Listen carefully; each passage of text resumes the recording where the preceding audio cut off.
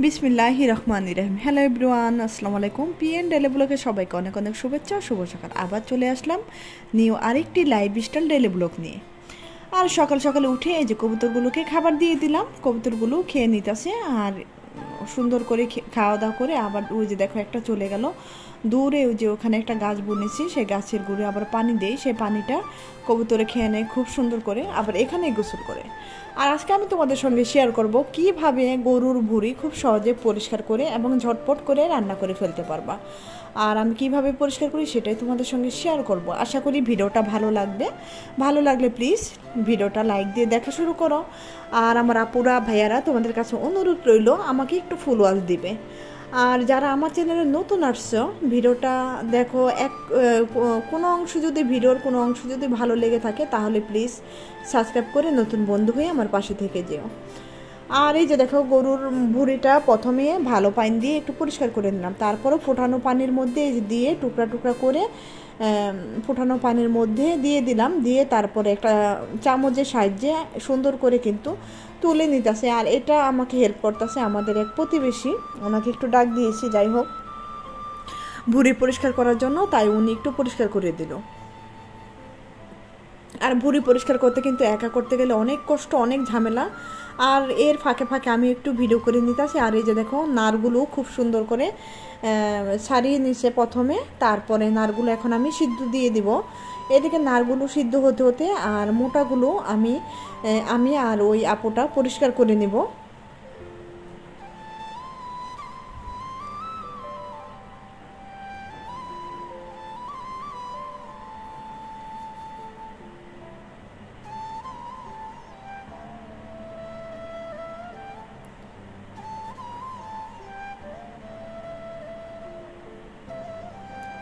এদিকে কিন্তু নারগুলো সিদ্ধ হয়ে গেছে, যে আমি ছাঁকা দিয়ে নিছি, পানিগুলো ফেলে দিছি। আর বাকিটা এই যে পরিষ্কার হয়ে গেছে মোটাগুলো, এখন নারগুলো ভালো মতো পরিষ্কার করে নিতেছি। যত ময়লা আছে বটিদা কেচে কেচে তারপরে বের করে নিতেছি।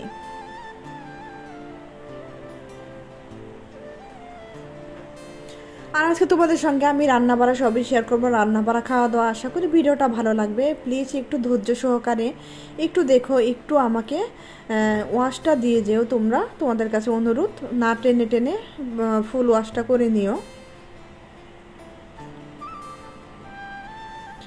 আর ওদিকে তো বাছা হয়ে গেছে, এই যে দেখো ভালো মতো ধুয়ে পরিষ্কার করে অফ ক্যামেরায় পরিষ্কার করে তারপর নিয়ে আসলাম। এখন আমি যে বাকি মোটা যেগুলো ছিল এগুলো আবার একটু আমি সিদ্ধ করে নিব। মোটাটা একটু সিদ্ধ করে নিলে খুবই সুবিধা হয় টুকরা করার জন্য, ছোট ছোট টুকরা করে যে রান্না করব সেটার জন্য খুবই ভালো হয়। তারপরে এই যে একটু ছেঁকে নিলাম, ছাঁকনির মধ্যে ঝরা দিয়ে গরম পানিগুলো ফেলে দিলাম। তারপরে এখন এই যে দেখো ছোট ছোট ছোট করে টুকরা করে নিচ্ছি। এদিকে এক বটি আমি নিয়েছি, এদিক দিয়ে ওই আপুটাকে একটা বটি দিয়ে দিছি। আর এর মাঝে মাঝে আমি একটু ভিডিওটা করে নিতেছি।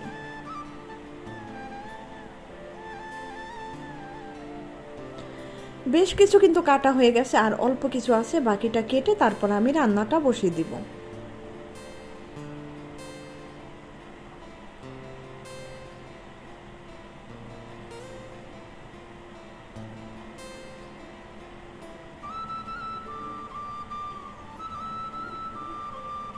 তারপর তো এই যে কেটে আবারও ভালো মতো ফ্রেশ মতো ধুয়ে তারপর নিয়ে আসলাম, নিয়ে এসে তারপর চুলায় বসাই দিলাম। ভুঁড়ি খাওয়া কিন্তু মুখের কথা না, ভুঁড়ি রান্না করতে গেলে খুবই কষ্ট, খুবই খাটনি। একটু কষ্ট করে রান্না করতে গেলে খুবই টেস্ট হয়। তারপর পেঁয়াজটা ভেজে এই যে দিয়ে দিলাম তেজপাতা, দারচিনি, এলাচ, লং, স্টার মশলা, বড় এলাচ সব কিছুই আছে, গরম মশলা, একটু জয়ফল, একটু জত্রি।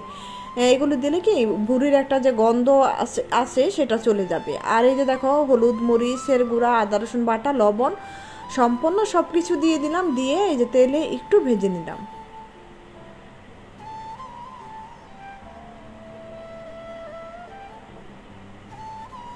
তেলে ভেজে পরিমাণ মতো একটু পানি দিয়ে কষিয়ে নিলাম। আর দিয়ে দিলাম দুইটা টমেটো কেটে টুকরা টুকরা করে, ছোটো টমেটো তাই দুইটা দিয়েছি, বড় হলে একটাই দিতাম।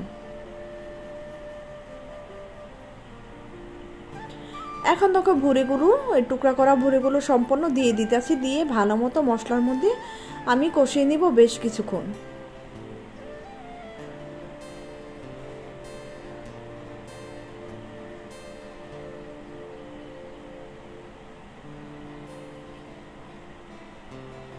এদিকে তো এক চুলায় কষানো বসাই দিলাম, আর পাশের চুলায় আমি একটু ধুন্দুল দিয়ে বেলে মাছ রান্না করে নিই। আর এই যে দেখো তার জন্য পেঁয়াজটা ভাজা বসিয়ে দিয়েছি সরষের তেল গরম করে। আর এখানে দিয়ে দিলাম হলুদের গুঁড়া, মরিচের গুঁড়া, আদা রসুন জিরা একসঙ্গে বাটা। আর দিয়ে এখন এই মশলাটা ভালো মতো একটু তেলে ভেজে দিয়ে দিলাম একটু পানি দিয়ে মশলাটা কষিয়ে দিয়ে দিলাম ছোট একটা টমেটো 4 পিস করে। তারপর তো দিয়ে দিলাম এই যে ধুন্দুলটাকে ভালো মতো কষিয়ে নিতে হবে। আর এই দিনে কিন্তু বেলে মাছ ধুন্দুল দিয়ে রান্না করলে মাশাআল্লাহ অনেক ভালো লাগে। আর তোমরা তো সবাই খেয়েছো ইনশাল্লাহ, সবাই জানো। আর এদিকে এই যে ভুড়িটা আমি মাঝে মাঝে একটু লেড়ে চেড়ে দিচ্ছি পুরা যেন না লেগে যায়। আর এদিকে আমি আবারও ঢেকে বসাই দিলাম। আর এই যে দেখো এইদিকে কিন্তু এই যে মাছটা আমি সবজিটা আমি কষিয়ে নিয়েছি ধুন্দুলটা। আর এখন এই যে বেলে মাছগুলো দিয়ে দিলাম, দিয়ে মশলার মধ্যে একটু লাড়াচাড়া করে নিব। আর এটা কিন্তু খুবই নরম একটা মাছ, একটু যদি এদিক ওদিক হয় তাহলে কিন্তু ভেঙে যাওয়ার সম্ভাবনা থাকে। আর দিয়ে দিলাম একটু পানি। আর পানিটা জানো না ভিডিওর মাঝে কথায় কথা আর কি ভিডিওর তালে তালে পানিটা একটু বেশি হয়ে গেছে। যাই হোক ধুন্দুলের তরকারিতে এত পানি লাগে না, একটু হাতে ছিটা পানি দিলে ধুন্দুলে কিন্তু প্রচণ্ড পানি উঠে যায়, পানিওয়ালা একটা সবজি। আর ওদিকে ধুন্দুলের আর কি ঝোলটা শুকাতে থাকে, এদিকে আমি ভুড়িটাকে প্রেশার কুকার দিয়ে দিলাম ভালো মতো কষিয়ে। প্রেশার কুকারে এখন আমি বাকিটা অল্প একটু পানি দিয়ে সিদ্ধ করে নিব, তাহলে আমার তাড়াতাড়ি হয়ে গেল। ভুড়ি কিন্তু সিদ্ধ না হলে খাওয়া যায় না, রাবার রাবার লাগে, তাই সিদ্ধ করার জন্য এই যে প্রেশার কুকারে কড়াইটা ধুয়ে একটু পানি দিয়ে বসাই দিলাম। আর পরিমাণ মতো লবণ দিয়ে দিচ্ছি, লবণ হয়েছে কিনা সেটাও দেখে নিচ্ছি। প্রেশার কুকারে রান্না করার আগে কিন্তু ভালো মতো লবণটা দেখে নিতে হয়। আর এদিকে দেখো আমার ধুন্দুলের তরকারিটা হয়ে গেছে, দিয়ে দিলাম লাস্টে 2টা কাঁচামরিচ, বেশি একটা ঝাল দিই না। এদিকে কিন্তু ধুন্দুলের তরকারিটা মাশাআল্লাহ অনেক সুন্দর হয়েছে কালারটা। আর এই যে এখানে দেখো একটা কবুতর বাচ্চা বড় হয়েছিল, তাই নাফিসকে ভাবলাম ভেজে দেই, নাফিস খেয়ে নিবে না। নাফিস তো স্কুলে গেছে, স্কুল থেকে এসে কবুতর মাংস ভাজা দেখলে খুশি হয়ে যাবে। আর ও কবুতর মাংস মুরগির মাংস ভাজাটাই বেশি পছন্দ করে। এদিকে এই যে দেখো ভুড়িটা সিটি দিয়ে নামিয়ে নিছি, হয়ে গেছে আর সিদ্ধ হয়ে গেছে মাশাআল্লাহ, নামিয়ে নিলাম চুলা থেকে। আর এদিকে কবুতর মাংসটাও ভাজা হয়ে গেল।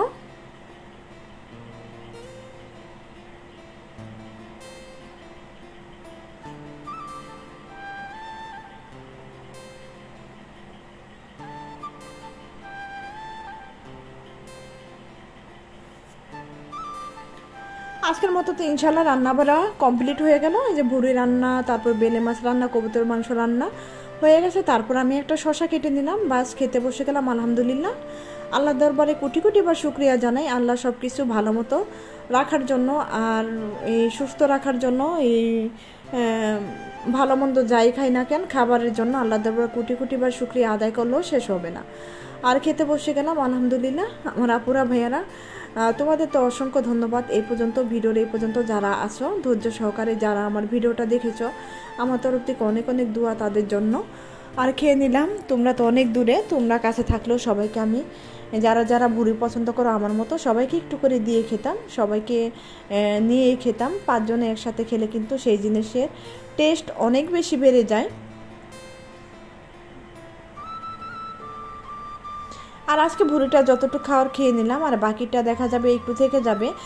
পরের দিন কিন্তু বাসিটা খেতে বেশি ভালো লাগে, একটু যত জাল হবে ততই কিন্তু ভুড়ির টেস্ট বেড়ে যায়। গরুর মাংস কিন্তু আমার কাছে বাসিটাই ভালো লাগে, এই জন্য ভুড়িটা আর কি কিছুটা রেখে দিছি, কালকে আবার ভাজা ভাজা করে খাবো।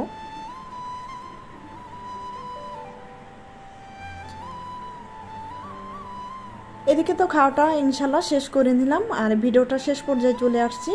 আশা করছি তোমাদের কাছে ভিডিওটা অনেক অনেক ভালো লাগছে। আর কালকে আবার চলে আসবো নিউ আরেকটি লাইফস্টাইল ডেলি ব্লগ নিয়ে। ততক্ষণ তোমরা অপেক্ষায় থাকো, সবাই সুস্থ থাকো, ভালো থাকো। আজকের মতো এখানেই বিদায় নিব। আসসালামু আলাইকুম, আল্লাহ হাফেজ।